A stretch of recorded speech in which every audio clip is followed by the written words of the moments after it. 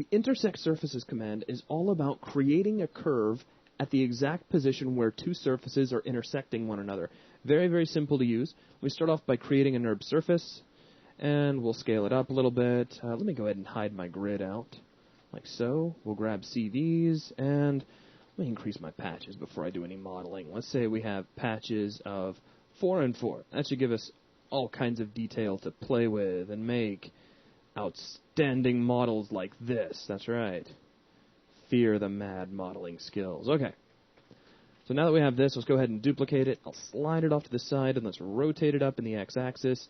Now, these two surfaces are intersecting, and you can see the seam where they're intersecting. And we can create a curve at that exact location using the intersect surfaces command. Let's go ahead and open up its settings, and I'll reset these just in case. Now, you have a choice as to where you want to create these curves, whether you want to create it on first surface or on both surfaces. It all depends on who you selected first. You need to select both of these surfaces in order for this tool to work. Now, if you are using create curves for first or second surface, that means by default that you are creating a curve on surface, which we already talked about a little while ago. If I were to click apply right now, I have a curve on surface on both of these objects. And you can just kind of barely make it out, a little pink line that sort of follows along as I move these surfaces against one another. Now, if I undo that, if I so choose, I can just create a regular 3D world curve if I need to make like a model based off that shape or anything at all. Then I can click apply, and I end up with a new curve that exactly follows that contour. Very, very cool. Now, I was going to show you kind of how this is useful. Let me kind of do that just real quick. I didn't know like how many other tools I wanted to demonstrate in this video, but what the heck, right? Let's go ahead and switch on curve on surface. We have a tolerance here. You guys should have seen this several times by now if you've been watching a lot of these videos. This controls the tolerance, whether you want to use the global tolerance, which is available in preferences, settings, or if you want to use the local tolerance and set your own.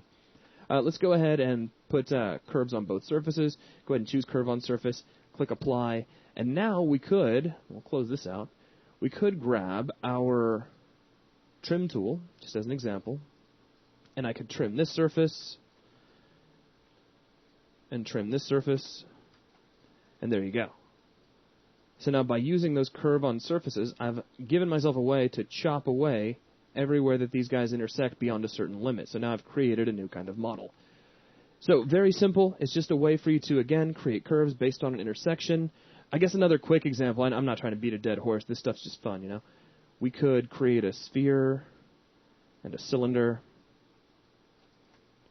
And let's see, I could rotate this guy to some kind of odd rotation, plug him down through like so. And now we can just click on both these surfaces, go to Edit NURBS, Intersect Surfaces, and I think we just run it based off the last settings we had.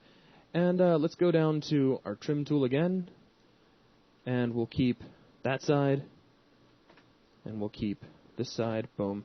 So now I have a sphere with a little ring cut out of it.